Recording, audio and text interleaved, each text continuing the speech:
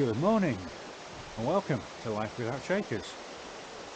Today I am in Troutbeck and it is an auspicious chapter in this Walking the Wainwrights saga, because today I'm going to finish book 2 of the Far Eastern Fells, which feels like it's been a very long drawn out process, but today it's finally going to be over.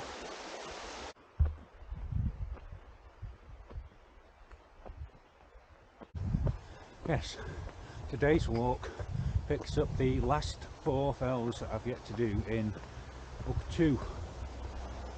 4 oddly named fells. And it's not an easy job to actually pick them all up in a single walk. What it effectively is 3 walks mashed together, really. First of all, there's a 4-mile loop to the eastern side of the A592 to pick up Sallows and Sallows. Then we've got to traipse 3 miles up the valley to pick up Troutbeck Tongue, and then probably 3 miles back again in towards Troutbeck village to pick up another 3-mile loop up to Wansfell, which would be about 40 miles in total doing it that way. But I'm hoping there's a shortcut from Troutbeck Tongue up to the Wansfell Ridge, which you cut out about 3 miles of that. So let's see what happens. But in any case, it is a lovely day for it, so let's get on with it.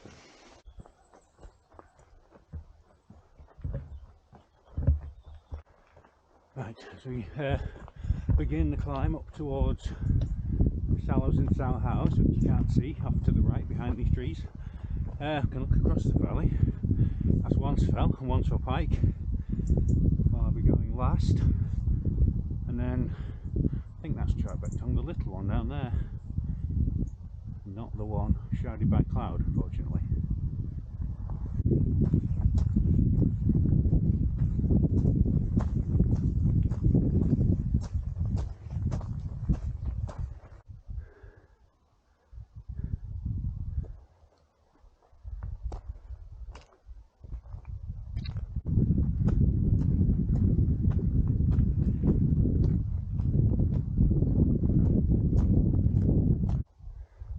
Right, finally made it along the Garbutt Pass to the start of the climb up to Sallows.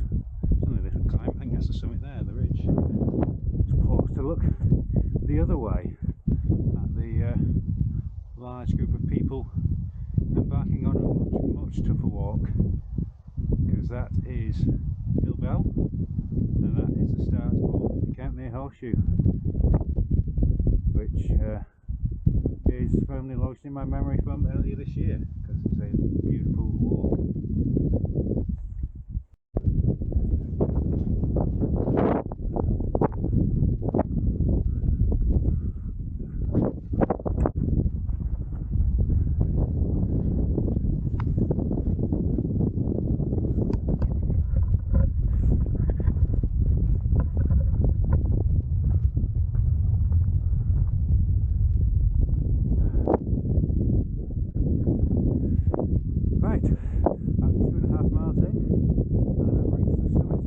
Sallows, 1,691 feet.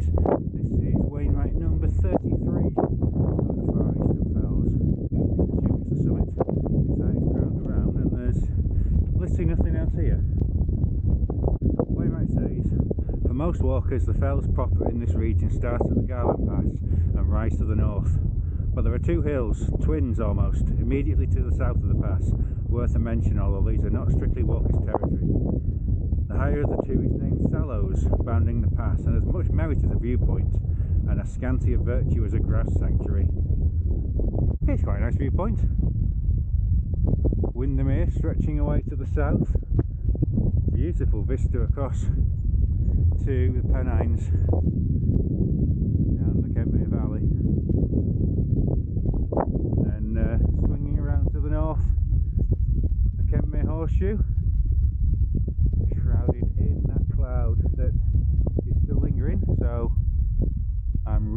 glad I'm sticking to these lower summits to the south. Right then, that was Sallows. Onwards to Sour House. Right, Sour House isn't very far away at all. It's basically that ridge, just there, literally about half a mile away.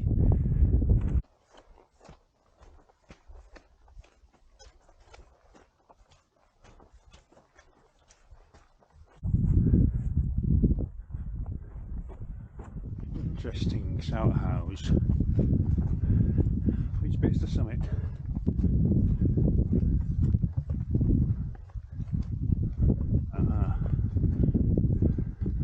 Could be it. That pointy bit up there.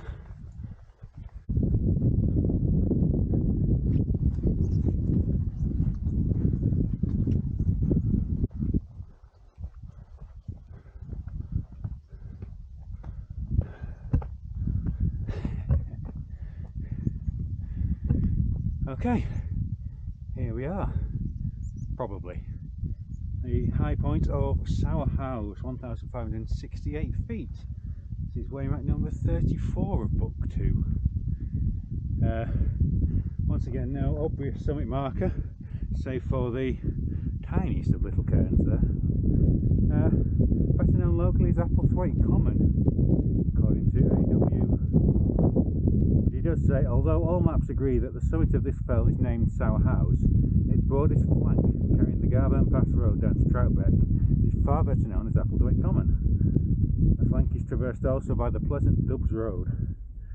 There is little about the fell to attract walkers, and nothing to justify a detour from the main Ilbell Ridge to the north. For although the views are really good, they are better from the main ridge. He's right, but there's still a good view to the south, Windermere, much clearer now. Right, okay, that is Sour House. Next up is retracing my steps back down to the valley and along the way to Troutbeck Tongue.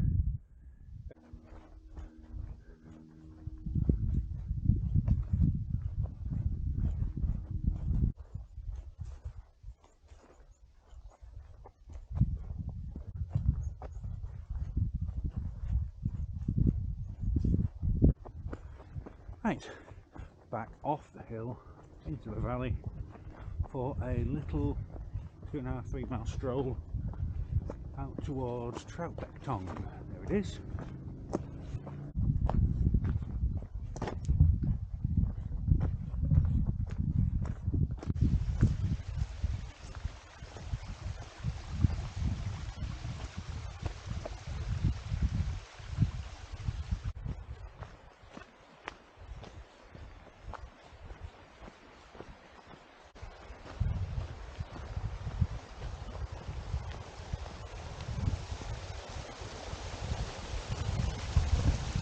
I'm just contemplating while I'm enjoying this leisurely stroll between peaks, and now I've only got 2 summits left to do in book 2.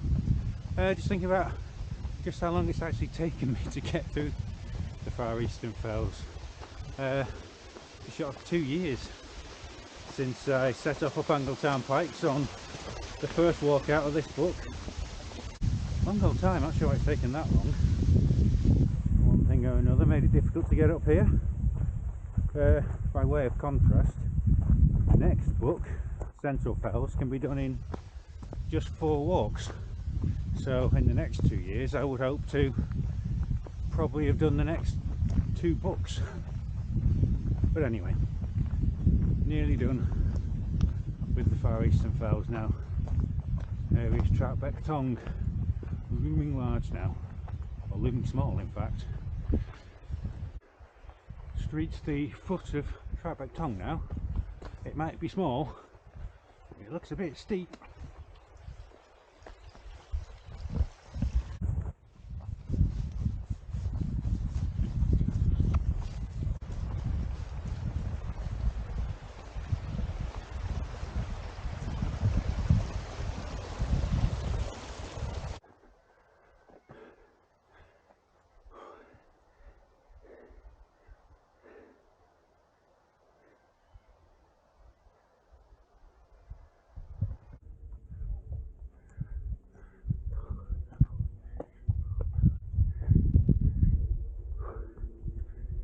was right. That was steep, but mercifully short. Now we're on the flattish top, heading towards the summit.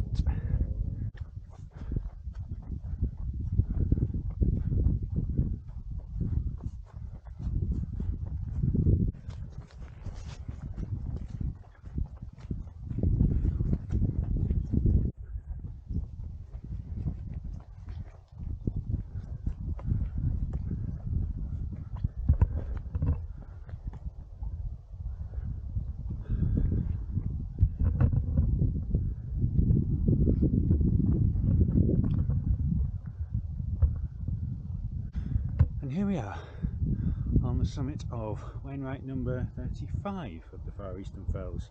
This is Troutbeck Tongue, 1,191 feet.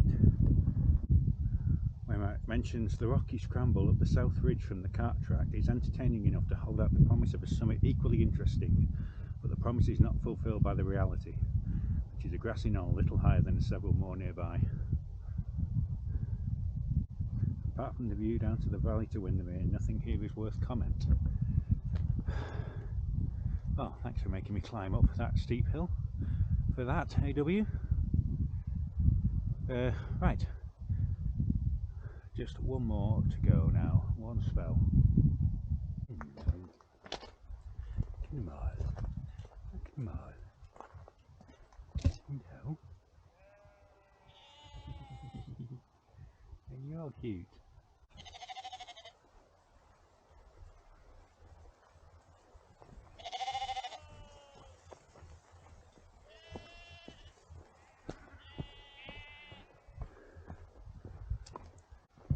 Okay, I've decided to take the long route towards Wansfell.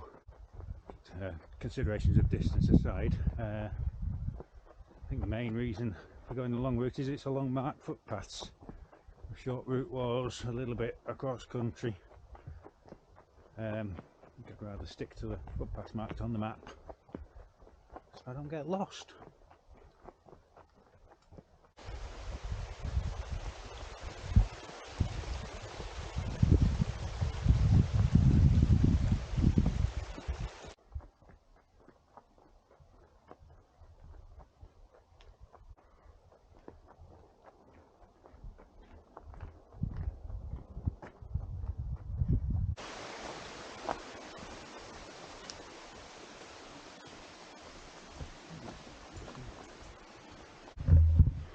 That long route wasn't really that long at all, really. It seems to take much time at all, but it brought me out at the A592, just about half a mile up from where I parked. But journey's not quite over, just got the loop at Wansfell to go.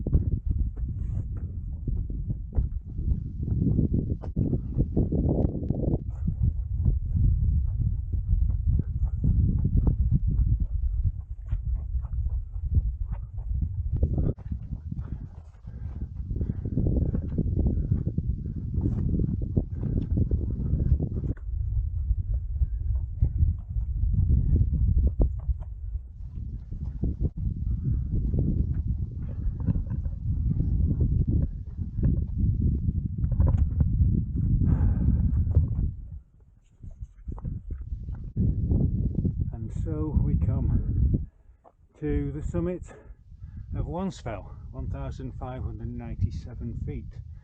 This is the high point on the Wansfell Ridge. What Wainwright calls Wansfell actually marks as base stones on the OS maps. The lower summit of Wansfell Pike is 15 or so feet lower, and this is an auspicious summit, for not only is it the 36th and final fell out of the Far Eastern Fells, it's also, for me, the 71st of the Wainwrights in total on this ongoing quest, which means I'm near as damn it exactly 1/3 of the way through. Just 143 Wainwrights to go. Of this fell, Wainwright says, Kildare Moor sends out 3 distinct ridges to the south, and the most westerly and longest of the 3 descends to a wide depression before rising and narrowing along an undulated spur that finally falls to the shore of Windermere. That spur is Worms Fell, and although its summit ridge is fairly narrow and well defined, the slopes on most sides are extensive, and the fell as a whole occupying a broad tract of territory between Ambleside and the Troutbeck Valley. Okay, nearly done for the day now. I'm just going to traverse the ridge down to Wansfell Pike and then head back down to the village, back to the car.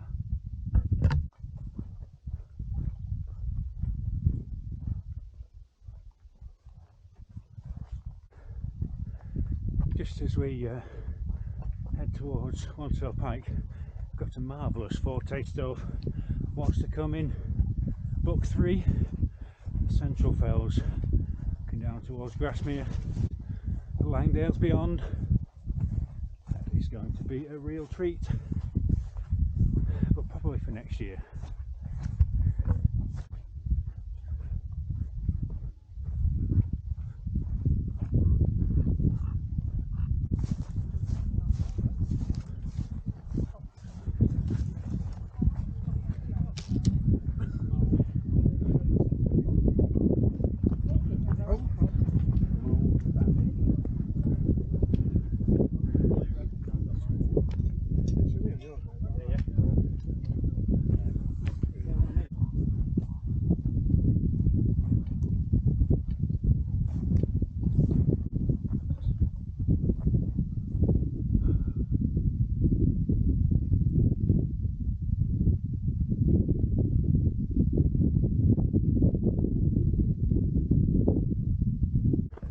And now we're back in Troutbeck Village.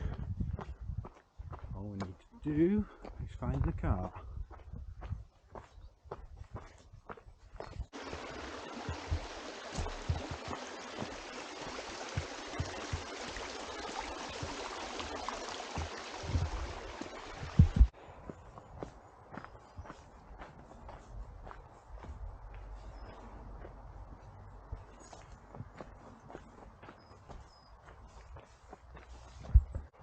And passing Troutbeck Church, right on schedule to welcome me home at 4 o'clock.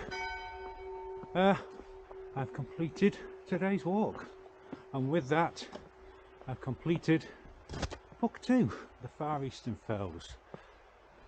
It's been a bit of a quest, but got there in the end. It's the main thing, and thank you for following it.